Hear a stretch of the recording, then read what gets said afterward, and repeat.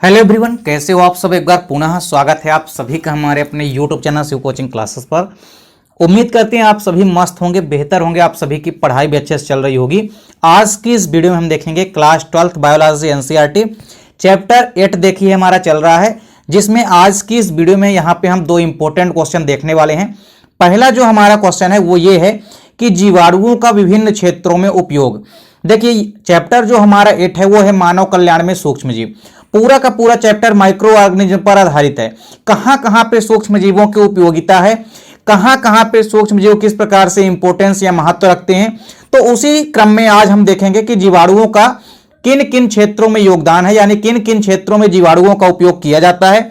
साथ ही साथ हम दूसरा क्वेश्चन देखेंगे कि जो कवक या फंगाई होते हैं उनका किन किन क्षेत्रों में उपयोग किया जाता है। तो सबसे पहले चलिए हम देखते हैं जीवाणुओं का विभिन्न क्षेत्रों में उपयोग। जीवाणुओं की यदि हम बात करते हैं, बैक्टीरिया की यदि हम बात करते हैं, तो बैक्टीरिया के देखिए अलग अलग क्षेत्रों में कई प्रकार के प्रमुख फंक्शन या कार्य किए जाते हैं। जीवाणुओं का जो पहला प्रमुख कार्य है वो है नाइट्रोजन का स्थिरीकरण में, यानी नाइट्रोजन फिक्सेशन में।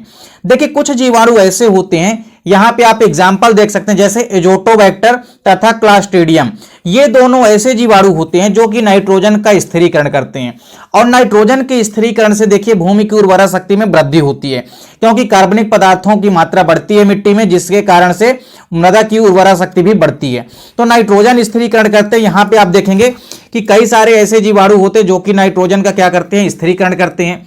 तो पहला जीवाणुओं का जो उपयोग है वो है नाइट्रोजन का स्थिरीकरण करना। तो एजोटोबैक्टर आपको प्रमुख रूप से एग्जाम्पल याद रखना है, जो कि नाइट्रोजन का फिक्सेशन करता है, अर्थात नाइट्रोजन का स्थिरीकरण करता है और मृदा की उर्वरा शक्ति को बढ़ाता है। इसके बाद दूसरा जो जीवाणुओं का उपयोग है वो है लैक्टिक अम्ल के निर्माण में। तो लैक्टिक अम्ल का निर्माण देखिए किसमें से होता है। आप सभी लोग जानते हैं कि जो दूध में शर्करा पाई जाती है उसको हम कहते हैं लैक्टोज शर्करा। लैक्टोज शर्करा एक डाइसैकेराइड होती है, यानी कि डाइसैकेराइड यानी एक प्रकार की शर्करा होती है। तो इसमें आप देखेंगे कि लैक्टिक अम्ल के निर्माण में भी जीवाणु भाग लेते हैं। एक जीवाणु होता है जिसका नाम है लैक्टोबैसिलस लेक्टाई।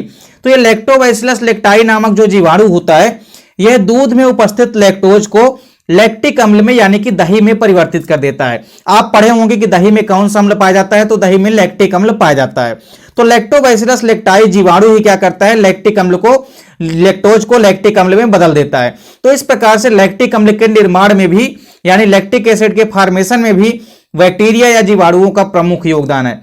इसके बाद देखिए तीसरा जो प्रमुख इंपोर्टेंट पॉइंट है वो है एसिटिक एसिड के निर्माण में, यानी एसिटिक एसिड जिसको कि आप सिरका कहते हैं, यानी एसिटोबैक्टर एसिटाई। ये एक प्रकार का बैक्टीरिया होता है।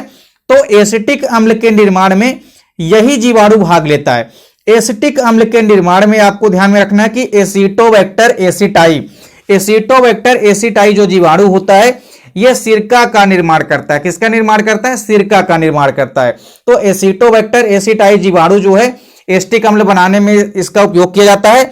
यानी मुख्य रूप से जीवाणुओं का एक ये भी उपयोग है कि एसिटिक अम्ल के निर्माण में। तो यहां पे आप इसको बना लेंगे एसिटिक एसिड। तो यहां पे थोड़ा सा गलत लिखा है, इसको आप एसिटिक अम्ल बना लीजिए। तो ये है हमारे पास एसिटिक अम्ल। एसिटिक अम्ल के निर्माण में भी जीवाणुओं का प्रमुख योगदान होता है। इसके बाद देखिए औषधि निर्माण में, औषधि निर्माण का मतलब होता है कोई भी मान लीजिए मेडिसिन हो गई या दवाई हो गई, उसके निर्माण में भी जीवाणु जो होते हैं वो अहम भूमिका निभाते हैं, प्रमुख योगदान जो है निभाते हैं। तो इस प्रकार से औषधि उद्योगों में भी या विभिन्न प्रकार की औषधियों के निर्माण में भी जो बैक्टीरिया या जीवाणु होते हैं ये भाग लेते हैं। तो इस प्रकार से आपको यह भी याद रखना है। फिर इसके बाद देखिए सहजीवी के रूप में, सहजीवी का मतलब होता है सिम्बियोटिक के रूप में। कुछ जीवाणु ऐसे होते हैं जो कि हमारे शरीर में सहजीवी के रूप में जैविक क्रिया में मदद करते हैं। यानी कुछ सहजीवी जीवाणु भी होते हैं जो कि विभिन्न प्रकार की जैविक क्रियाओं का संपादन करते हैं। जैसे एक एग्जांपल है इस्चेरिचिया कोलाई, जिसको हम शॉर्टकट में इकोलाई कहते हैं। तो इकोलाई या इस्चेरिचिया कोलाई जो है ये एक प्रकार का सहजीवी बैक्टीरिया होता है, यानी एक सहजीवी के रूप में वर्क करता है या काम करता है। तो इस प्रकार से जीवाणुओं के आपको कई सारे उपयोग है जिनको आपको याद रखना है। तो जीवाणुओं के हमने यहाँ पे 5 इंपोर्टेंट यूजेस यानी कि उपयोग हमने कराए हैं जिनको आपको ध्यान रखना है। इसके बाद हम देखते हैं विभिन्न क्षेत्रों में कवकों की उपयोगिता, यानी फंगाई का क्या क्या यूजफुल है, यानी कहां पे यूजफुल या उपयोगी है, ये हम देखते हैं। तो पहला जो उपयोग है फंगाई या कवक का वो है औषधि के रूप में। देखिए औषधि के रूप में कई सारे आप देखे होंगे कि ऐसे फंगाई या कवक होते हैं जिनका उपयोग हम किसके रूप में करते हैं, औषधि के रूप में करते हैं। तो देखिए इसके एग्जाम्पल हमने एक यहां पे ले रखा है कि अनेक प्रकार के एंटीबायोटिक जो है कवकों से प्राप्त किए जाते हैं। कवक जो है एंटीबायोटिक का प्रमुख सोर्स होता है। कवकों से हम कई प्रकार की एंटीबायोटिक का निर्माण करते हैं या फॉर्मेशन करते हैं। फॉर एग्जाम्पल जैसे पेनिसिलिन जो होता है यह एक प्रकार का प्रमुख रूप से एंटीबायोटिक या प्रतिजैविक है, और यह जो है किसमें से प्राप्त किया जाता है, पेनिसिलियम नोटेटम नामक कवक से प्राप्त किया जाता है। तो इस प्रकार से पेनिसिलिन जो है एक प्रतिजैविक है जिसको हम किसमें से प्राप्त करते हैं, कवकों से प्राप्त करते हैं। तो इस प्रकार से एंटीबायोटिक के निर्माण में कवकों का प्रमुख उपयोग है, यानी कि औषधि उपयोग में भी प्रमुख रूप से कवकों की भूमिका होती है। देखिए जो दूसरा यूजफुल या दूसरा जो उपयोग है किसका, कवक का, वो ये है कि भूमि की उर्वरा में। तो कवक भी क्या करते हैं कि सड़े गले जो पदार्थ होते हैं उन सड़े गले पदार्थों का अपघटन करते हैं, और अपघटन करने के पश्चात क्या कर देते हैं, भूमि की उर्वरा शक्ति को बढ़ाते हैं। तो यह चीज आपको ध्यान में रखना है। दूसरा जो उपयोग है कवक का वो ये है कि भूमि की उर्वरा शक्ति को बढ़ाना। तो कवक जो होते हैं ये सड़े गले पदार्थों का अपघटन करते हैं, और अपघटन करने के बाद ही ये भूमि की उर्वरा शक्ति को बढ़ाते हैं। इसके बाद देखिए अगला जो उपयोग है वो है नाइट्रोजन स्थिरीकरण करने में। तो कवकों का उपयोग भी नाइट्रोजन के स्थिरीकरण करने में किया जाता है, यानी कि नाइट्रोजन के फिक्सेशन में। कई सारे ऐसे कवक होते हैं जिनका उपयोग हम नाइट्रोजन के स्थिरीकरण में करते हैं, यानी कि नाइट्रोजन फिक्सेशन में करते हैं। फॉर एग्जाम्पल हमने एक यहाँ पे एग्जाम्पल लिखा है रोडोटुरुला। ये रोडोटुरुला जो एक प्रकार का फंगाई होता है, इसका प्रमुख काम होता है नाइट्रोजन का स्थिरीकरण करना। और आपको पता है कि नाइट्रोजन के स्थिरीकरण करने से भूमि की उर्वरा शक्ति बढ़ती है। तो भूमि की उर्वरा शक्ति बढ़ जाती है, नाइट्रोजन के स्थिरीकरण करने में भी कवकों की अहम भूमिका होती है। तो तीसरा यूज आपको याद रखना है नाइट्रोजन का स्थिरीकरण करने में। इसके बाद चौथा इंपॉर्टेंट यूज क्या है, वातावरण को शुद्ध करना। कवक क्या करते हैं, हमने आपको बताया कि सड़े गले पदार्थों का अपघटन करते हैं जिससे वातावरण भी क्या होता है, शुद्ध होता है, प्योर होता है। तो वातावरण को शुद्ध करने में भी कवकों की उपयोगिता होती है। इसके बाद जो अगली उपयोगिता है वो है अनुसंधान में। सर्चिंग लाइन में आप देखेंगे न्यूरोस्पोरा जो होता है। इसके अलावा कई ऐसे कवक होते हैं जिनका उपयोग हम अनुवंशिकी तथा कई प्रकार के अनुसंधानों में भी करते हैं। तो इस प्रकार से अनुसंधानों के क्षेत्र में भी किसका उपयोग किया जाता है, कवकों का उपयोग या यूज किया जाता है। इसके बाद जो आखिरी इंपॉर्टेंट यूज है वो है हार्मोन्स के निर्माण में। तो कई सारे ऐसे कवक या फंगाई होते हैं जिनका उपयोग जो है हम हार्मोन्स के निर्माण में करते हैं।